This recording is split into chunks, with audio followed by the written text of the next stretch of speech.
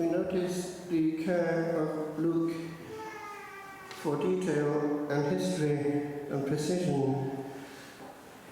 Years ago in theology, our encyclopedic lecturer, one of the brethren, indicated that if one compared the Gospels with other faith documents such as the Quran, the Gospels as a historic document defends itself very well. And here therefore we have not myth but fact, anchored in chronology.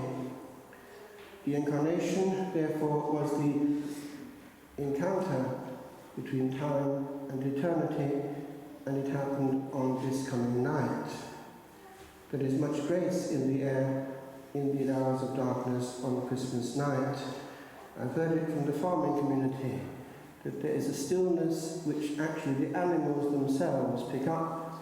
The cows recline, go on, as it were, a peaceful mode, more than usual, and something is picked up by them. Those animals, of course, which warmed the Lord in the manger, they breathed on him because it was cold. And how many times have I been consoled by this bit of Eden that we haven't quite lost? Nature in the animals recognize their own.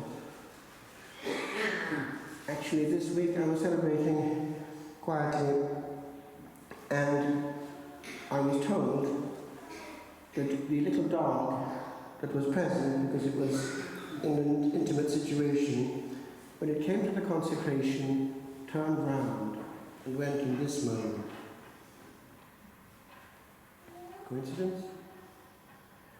I've noticed too that sometimes little birds, especially those who are part of the hermitage and come regularly, if I'm celebrating on the altar by the French window, somehow pick something up and stop and stare.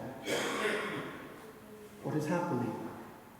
The infant king, truly present on the altar as in the manger, is reclaiming his rights. He reigns over the whole cosmos and unexpectedly became part of it. My friends, I'd like to dwell for a few minutes on one element in the teaching of St. Paul. Do you notice that he asks that judgment be not passed by men before the time? How many of us spend our time in some form of judgment? Gossip, bad news spread around, even bad news and criticism and judgment of authority passed around the internet.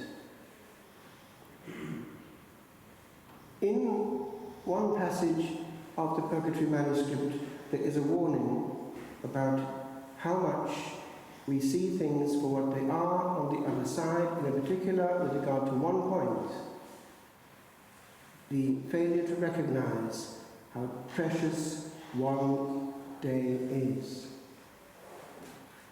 And this particular day actually is something which is important in the Beyond. Do you know why? I'll tell you. Listen to this testimony.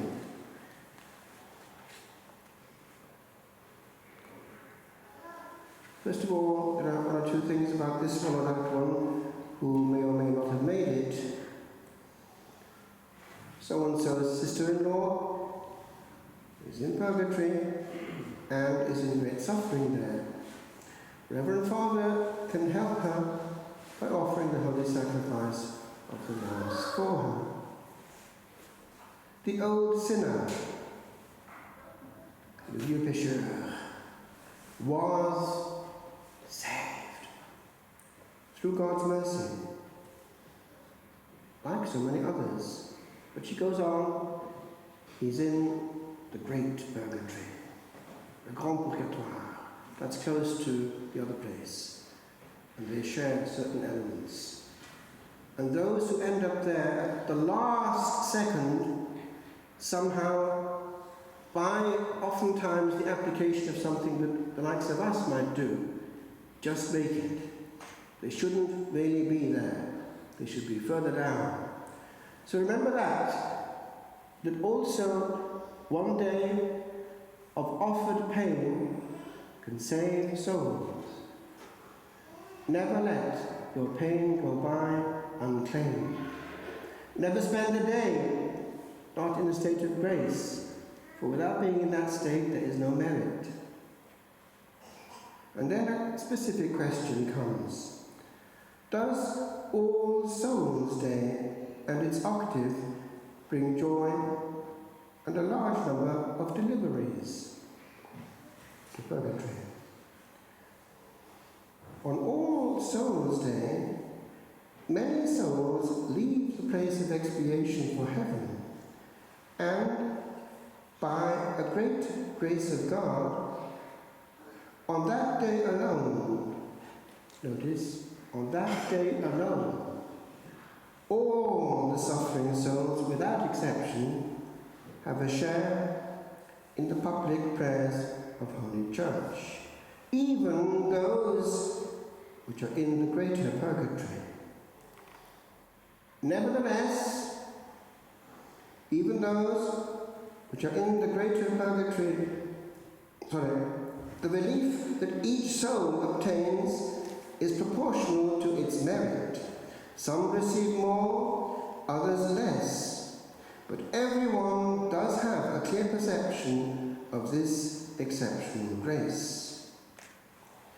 Many of the poor suffering souls, by God's grace, receive no other single relief but this one throughout the long years that they spend in purgatory. However, it's not on All Souls' Day that the greatest number of souls goes up to heaven. It's on Christmas night. So, in the hours of this night to come, there's an invisible world going on that we can't imagine. We forget that actually the greater number of humanity, of men, of souls, is to be found on the other side. We can't imagine the number. It's massive. Those who have gone before us since Adam. And all the time, they're being increased in number. Now, I want to go into one specific question today and leave you with it because it's kind of relevant on this day for another reason. It's this. Now, humanity is badly handicapped in a way that it never was until our generation. And it's leading to a massive number of souls in the civilized world not ever switching off and facing themselves and time and the one that rules it, the one that we have to answer for. Specifically, I want to address one question which right now concerns every adult at least here. It's the question of our damaged nature, of our own volition and beyond our controllable control, by our not being aware of the fact that there's one illness, one drama, which is weakening souls, devastating the quality of life, and damaging their eternity. It begins with one word: stress.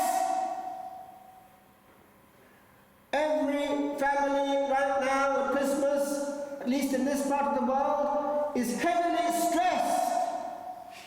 Look at the mothers of families. But it applies to everyone.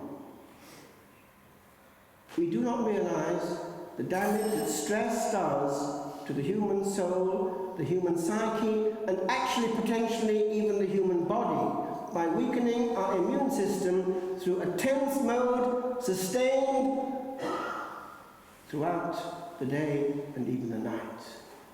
We are not meant to be always available. We are not meant to be doing 5 things at once. We are not meant to have all this coming at us with a great bombardment which is bound to bring us down interiorly and ruin our nervous system and make us, humanly speaking, difficult by being on edge.